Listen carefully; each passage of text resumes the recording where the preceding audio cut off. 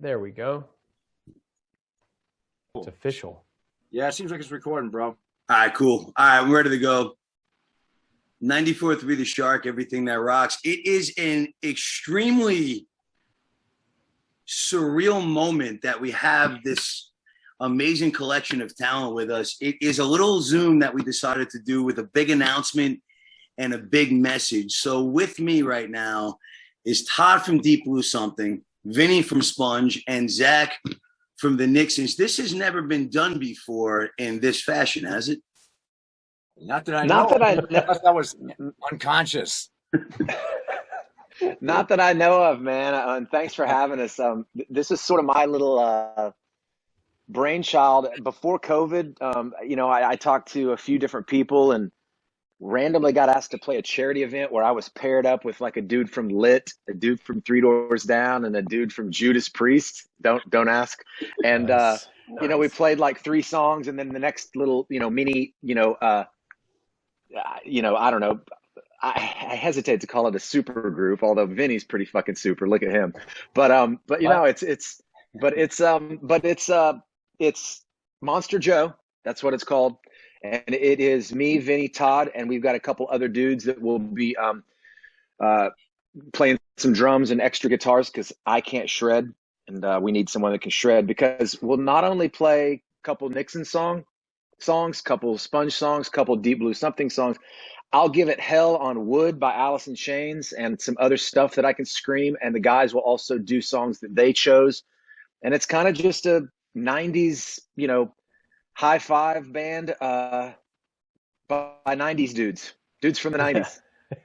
So this is the type of thing that there are tours for this. There are bands, and fairly decent musicians that go around different regions and they specialize in a certain genre. Out here on Long Island, there's that 90s band. This seems like that idea on steroids. You've got some of the coolest bands from that era getting together, and usually with guys, and Vinny, I've spoken to you, and Zach, I've spoken to you. Todd, I've seen interviews where you all talk about your influences. It's guys from a certain genre and certain era getting together to pay tribute to previous genres. This is new. You guys are paying tribute to contemporary artists. So we'll go around in circles. Todd, what was your first thought when Zach approached you? Who were the first bands that came to mind that you wanted to pay tribute to? Well, that's kind of the tough thing, really, because when you start looking back at that era, like if you just type in 90s rock playlist, it's 100 miles long. Like that was the last sort of reigning era of great guitar bands. You know what I mean? Like, and so I tried to pick things that I thought would be a little bit in my vocal range, so of course I grabbed an Oasis tune. I thought that would be funny. I was tempted. We joked around about a couple of things. Well, we don't need to get into that, but no, get into it. I don't want people to take it the wrong way. We didn't want to get too silly, but there was a temptation there to really do some out there stuff. So I think that we kind of narrowed it down. I instantly thought, the first thing that came in my mind was Screaming Trees, a band that when I first heard that band, I was like, okay, this is fantastic. After that, it's kind of to narrow it down. I picked a Blur song because we were I remember one thing, when I saw everybody's list, we were super American heavy. It's like, okay, I got to grab a couple of English bands. So I did Oasis and Blur. But yeah, even after that, I started second guessing myself. I want to pick 100 other ones. But the songs they chose, I'm telling you, this is a great set list. I've been going over it. It's fantastic. Vinny, starting smack in the middle of the 90s in 94, when Zach approached you and said, let's do this, what were some of the songs that immediately came to your mind? Well, certainly there's such a great 90s playlist. It's obvious, but I've decided to throw that all away, and all I'm going to sing is German beer drinking songs, and that's what I decided.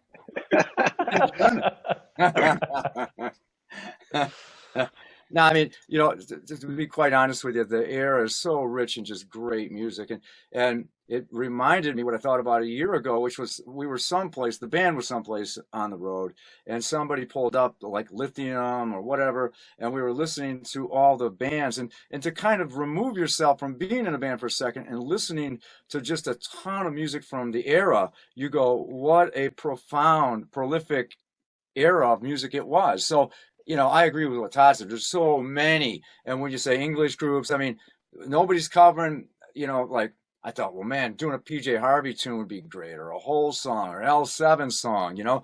I just go, why not? But then I think the audience that will come and see us maybe expect certain things from us to some extent. That's why I go, you know what?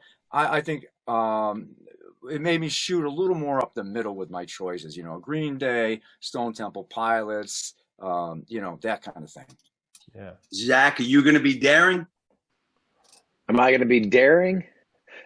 No, I'm not. That's what Todd was alluding to, and I won't even go down the road. But I was throwing out a couple of ideas, and Vinny's right. It's like, oh man, we could do a Zach with his scratchy, scraggly voice trying to cover some amazing '90s female, and we may still do that. The cool thing about this project is, to be honest with you, the two shows.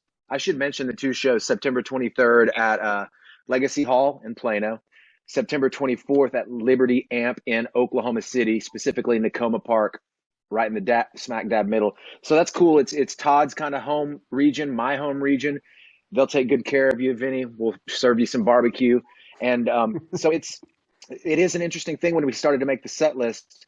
You know, and by the way, I went back and listened to these guys' songs that I'm going to be doing my best to sing along, play along to. But it was just super cool. The you know, the playlist or the set list went back and forth, and I had the opportunity to tour back in the day with. We did a great tour with Radiohead, Soul Asylum, and us, and so I'm doing a Soul Asylum song because I love that band and loved that album specifically that we toured on. Let Your Dim Light Shine. But there's too many. Like, you know, my wife, we were listening to, we put it on some playlist in our car that was 80s, 90s, and now or whatever. And there was some great, I don't know, well, it was Creep by Radiohead. And I thought, oh, damn, we should do Creep. But there's not enough time. We were each doing like 4 songs a piece. So there's not enough time. And so, you know, I will also say, by the way, that, you know, let's see how I do with Red Hot Chili Peppers. Let's just let the jury stay out on that one. It's going to be greatness. It's going to be great.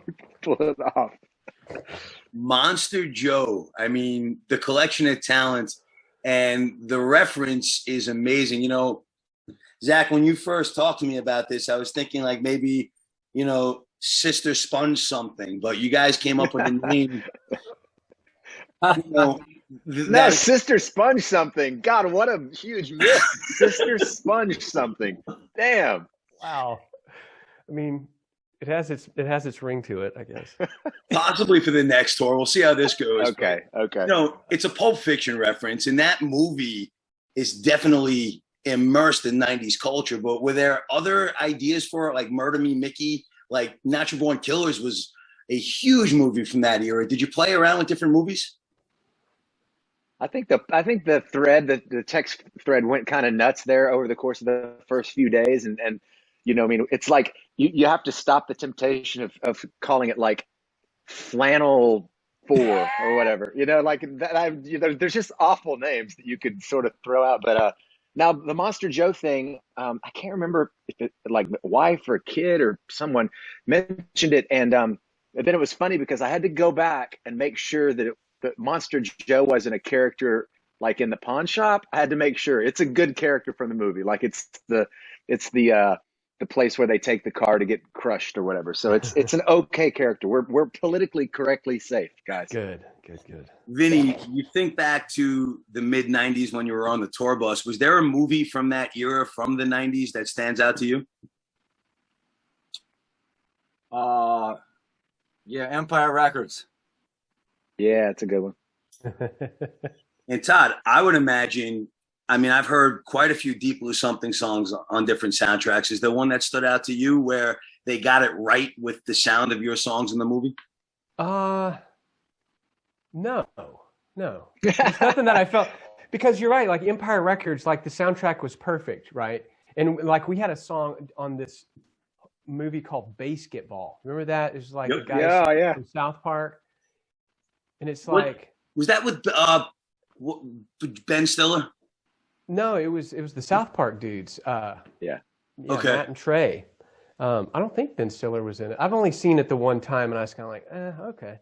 But but our song plays at the big home run at the end, and I was like, well, that's cool. But yeah, we weren't in one of those kind of epic things. Our tour bus movie was Friday. I must have watched that movie. The whole band has it memorized, and we reference it all the time. If you look at it like we're mental, but man, we played the hell out of that thing. See, this is what I love about this project. It's Monster Joe. We have Zach from the Nixons, Vinny from Sponge, Todd from Deep Blue Something, and you guys all come from the same place. You have your own unique sounds, but it all comes from the same era. So when you guys were conversing, I know you've known each other for a while, but did you learn more about each other now that you're sharing this sort of pop culture side of yourselves? Zach, we'll start with you. I mean, I think, first of all, yeah, I mean, it's inevitable if you're texting dudes that you wouldn't normally be on a text thread with. I mean, look at the pictures here. I mean, who would have put these three guys together? But I think the cool thing that I really am kind of getting excited about is the 3.5 days or so we're going to get to spend together. We're going to meet up in Dallas the day before the Plano show and rehearse. We haven't really rehearsed. I mean, we've kind of gone back and forth with like text messages, audio messages, whatever. And the bass or the guitar player and drummer have rehearsed. A couple of great players that are based in Dallas. Jude Dillon, who's an amazing dude who has played a ton of my stuff, and Billy Walker is our drummer. I should shout those two guys out. So they've been rehearsing, kind of getting sort of the foundation built. But I think it's going to be kind of incredible to hang out for a day with these dudes. Vinny and I got to hang out on a Sponge Nixon's little tour that I know you came out to Orlando. Todd and I, a lot of people probably know this, in the Dallas area, we were managed by the same management company back in the 90s. So I hated him in the 90s. I was like, wait, why are you spending time on that band? What about us? You're getting all the attention. Yeah, exactly. No, but they're a fabulous band, a couple of massive hits. And then for Vinny, Vinny knows this. I mean, I sort of sheepishly came up to him after the third or fourth show on the run. I was like, can I please sing a verse of Molly? He said graciously yes. And it was kind of like bucket list checked off, And then he got up with me and sang Rocket Man, our trashy cover that we do of the Elton John classic. We disrespect mightily. But no, this is all good. It's going to be fun. I mean, we're going to be like in a band together, at least for a couple of days. So it's exciting to me because I've never been in a band with anyone else except the Nixons. So it's going to be kind of cool. Monster Joe is the band. It is a tribute to the 90s by 90s guys. Vinny, I've heard you sing Cloud and many other Sponge songs in various settings, and I've seen you do it with a couple of guys at bars. You're gracious to get on stage with anybody, but when you do these songs with different musicians, do you consciously have to alter your vocal style? Are you going to alter it slightly playing with Zach and with Todd? I would think that it's really a feel thing, and if the music feels a little different, I'm not at all put off by that. You know what I mean? It's just, I'll sing. It'll change the approach just a little bit, but that's the cool thing about it, man. It's like, we've had to go through some recent drummer changes in the Sponge group, in the Sponge camp, and every drummer plays just a little bit different. I would never tell somebody to play like somebody else. So they play their own thing. And it's always an adjustment, but it's always a cool adjustment. I'm never put off by it. As long as I can dance, man, that's all I care about. You know what I mean? It's just my ass doesn't look the way it looked in my old rock pants. So that's a big problem. But if I can still dance and not look like an old asshole, then everything will be okay. So as long as we got a good beat and it's somewhere in the tempo range that makes me dance, everything's good. Todd, were there certain songs, because I mean, this is a huge era in music. So were there certain songs that were sort of holy grail to you that you won't touch simply because you don't want to, you don't want to see them covered? You know, that's actually a great question. No, but I don't think that really about this era. Maybe it's because we're from it that you don't quite put it on the pedestal, but you hear it like when everybody's going through what they were picking, all of them, I thought, oh, that's going to be great. You know, that's going to be great. So yeah, I wouldn't quite put them up there like, oh, that's untouchable, but it's just the enthusiasm. Because for me on this, the thing I'm looking forward to the most is, for the most part, just getting to be the bass player. Because that's how I always view myself. I only sing in our band out of default because we couldn't find a singer, right? So I'm more than all I ever wanted to be was a bass player. So in this band, with the exception of the tunes I'm singing, I'm going to be back there by the drummer just laying down the law. And that's what I'm looking forward to. Interstate Love Song. When I saw on the list that we're doing Wood by Alice in Chains, I'm like, that's going to be me. I'm holding that fort now. So drop the tuning and just get it on. Band is Monster Joe. Zach, when you put this group together, did you have in mind certain songs that you wanted to do simply because you were playing with Vinny and with Todd? Well, when I played that charity show, I mentioned I was actually assigned songs. So I sang a Duran Duran song, which we will not be doing in this set, and I sang Wood, and then I sang Sister. Right, you do 3 songs, you get off, and singing Wood, I was like, oh my God, this is the coolest song ever. I mean, it's such a cool, Todd's right, that bass at the beginning, the weird, creepy electric guitar thing. Jerry is from my home state of Oklahoma, and so I've had the chance to hang out with him, and I think I took him for granted maybe because he's from Oklahoma, but God, what a genius band Alice in Chains was. And to your question, by the way, Orlando, is anything like Hallowed Grounds? Yeah. I'm not going to say the song we're closing with, but the answer is hell no. We're going there. We're going all the way there. So just come on out and see the 90s in a whole new light. Yeah. You know, you guys all had albums out, 94, 95, 96. And when most people hear the word 90s music, you know, as long as we're talking rock, they'll think grunge. They'll think the Northwest Explosion. But by the time most of you guys emerged on the scene, a lot of that was passing. I mean, Alice in Chains had the issues with Lane. Soundgarden was breaking up in the mid-90s. You know, it was a weird era. So when you guys emerged, music was changing. Were you, and Todd, I'll start with you, and I would love for all you to answer this. Were you aware of the changes in music, and were you expected to somehow keep a grunge style, or did the labels know what you were contributing to the scene? Well, for us, because you know we're a little janglier, we're a little more on the kind of pop end. Like we're I guess a bit more like what's that band out of Arizona that people always confuse us with? Hey Jealousy and all that stuff. Gin Blossoms. Gin Blossoms. We were a little bit more on that end, you know. But the thing that worried me by the time that we were starting to break is that we were seeing sort of second, third generation copies of grunge. And I kind of thought this isn't going to be good if things don't change a bit, you know. And that did turn out to kind of be detrimental, because when you get to around 2000 and you're on like your 6th generation copy of a copy of a copy of Pearl Jam, and you kind of turn into butt rock, that's what we call it. You know what I'm saying? It gets a little bit weird. When we went overseas and things were different, and the Britpop, Oasis, Blur, Suede, all that stuff was going on that never really kind of caught on here. It just felt there was a weird limbo time. I don't know if the other guys kind of felt that, but the energy of the early 90s had started to wane. But you did have bands that kept pushing through, like Green Day and Red Hot Chili Peppers and stuff. You know, so it was still it remained a guitar-oriented decade till the very end. You know, Vin, did you notice a change? Because when Rotting Pinata came out, it was 94, so that was still like right around the time when grunge was still at its peak.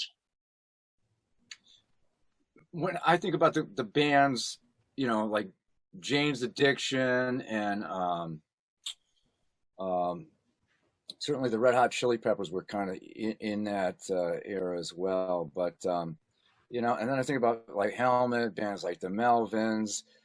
You know, I think the grunge thing, I don't know, I would have expected it to play out, man. You know what I mean? It's just like, and, you know, for the record, I think they even referred to us at that time as post-grunge. So it was never our intention to be grunge. You know, I mean, we were a guitar band. Sponge was like, to me, was like the Scorpions. If you could say we were grunge, we were the Scorpions of grunge, because we had all those double guitar parts, you know what I mean? Like Iron Maiden, you know, like harmony solos and stuff like that. So, you know, I think that it set us apart in some degree. And where Alice in Chains was definitely the grunge thing, Sponge had the up-tempo, you know, kind of fast punk style of music as well. So we were kind of, I was in a better situation, I think, being called post-grunge, because we weren't confined to like this particular sound, which, like Todd said, that particular sound was kind of used over and over and over again, developed into something else by 2000 and beyond. So it was kind of, it was a cool thing to kind of be released of like a grunge thing. Because, yeah, indeed, it was kind of wrapping up around it. And Zach, Foma starts out with an almost death metal scream. I mean, when I first put that CD into my player, it was like, okay, all right, this is the band. And it's funny because that whole album, to me, it ranges, it weaves its way through a whole range of emotions for me and styles. And it's always rock, but there are heavy points to it and there are lighter points to it. And did you know where you wanted to go with that album, or did you just put out a collection of songs and hope that the audience got who you were? No, we knew what we wanted. I'm a huge Zeppelin fan. That was the first rock band that sort of like opened my eyes, and I was always fascinated by them having songs like, you know, heavy, just rock and roll, Black Dog, and then epics, you know, Stairway, but then Hot Dog. I mean, what the hell what are they doing there? You know, so I loved that, you know, and yeah, exactly. And Fool in the Rain was that Fool in the Rain could have started a whole genre all on its own. Yeah. So the Nixons had songs like Happy Song that were just happy and up, and then we had songs like Blind that were a little bit more ferocious. The thing about this project, that as just listening to everyone talk, and I'm looking at the set list, and I won't spoil all the surprises, but it's pretty cool actually that it would have been real easy for you to have a band called, you know, the Flannel Dudes, and it would just be all grunge. But that's not even close to what this is. Todd mentioned a few of the bands, but there's even some more wild cards that, like I said, I won't mention so we can save the surprises. But it's cool. But each of the three of our bands were decidedly different. We were sort of, you know, post-grunge, you know, definitely, you know, the bands we toured with were mostly those kinds of bands. At the same time, we did the East Coast, Orlando, as you know, with Kiss, you know, so we could morph our set a little bit and get away with, you know, opening for Kiss and then Radiohead, you know, on the next tour. So that's pretty cool that each of the three of us, our band, aren't just sort of, you know, exact replicas of 90s bands. I will say we're not doing any boy band. There's going to be no dancing other than Vinny, but no choreographed dancing. No choreographed dancing. There you go. But Monster Joe is the band, and I will ignore the visuals going through my head at this moment. But Todd, as the bass player, it's funny because most bass players are sort of in the shadows, but as a singing bass player, was there extra pressure on you to sort of hold down the fort and the groove and still have the extrovertedness of being a lead singer?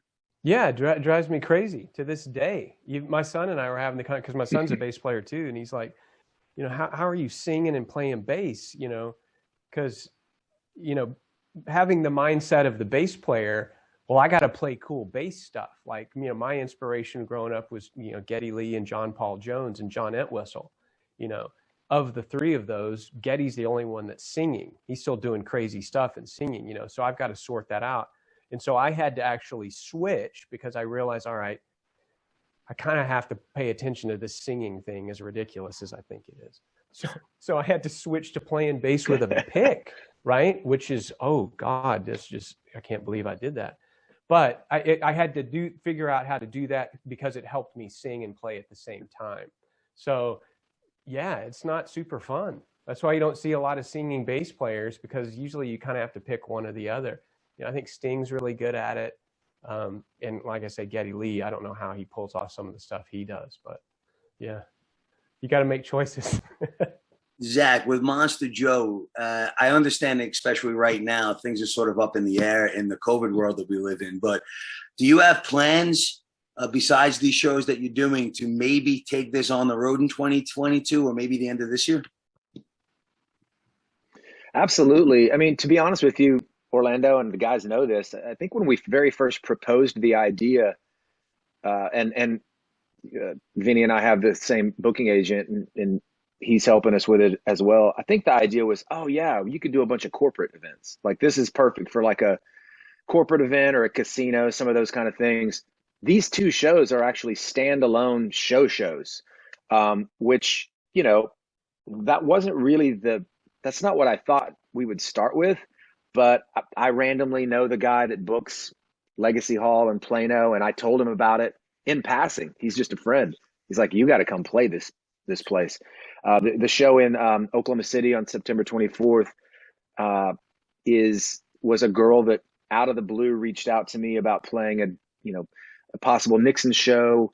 We couldn't because of timing, and I had booked the Plano show, and I was randomly like, I got this other thing we're doing called Monster Joe. And she just, you could almost hear her head explode on the phone. She's now owns this amphitheater and this company, and is trying to book cool shows. And she's a child of the 90s, like us. And she's like, oh my God, those are like three of my favorite bands.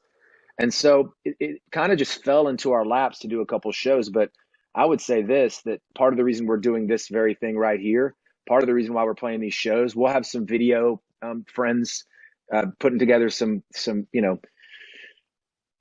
documentation of these two shows. And then the answer to your question is hell yeah. I mean, I'd love to do this as much as we can. The other kind of cool thing is that I mentioned it to my buddy Kevin Griffin, who is sort of from New Orleans, Baton Rouge area, which, by the way, sort of hearts going out to those people. But he's like, when you come play in New Orleans, I'm going to get up and do a Better than Ezra song. And, I dream of like Butch Walker in Atlanta. He can jump up and play a couple songs. So I think the possibilities are pretty endless for how much fun we could all have with it. And the original drummer was going to be Michael Jerome, who is in Better Than Ezra, who is in Pop Poppins, who is a band I looked up to a lot, and Course of Empire in Dallas.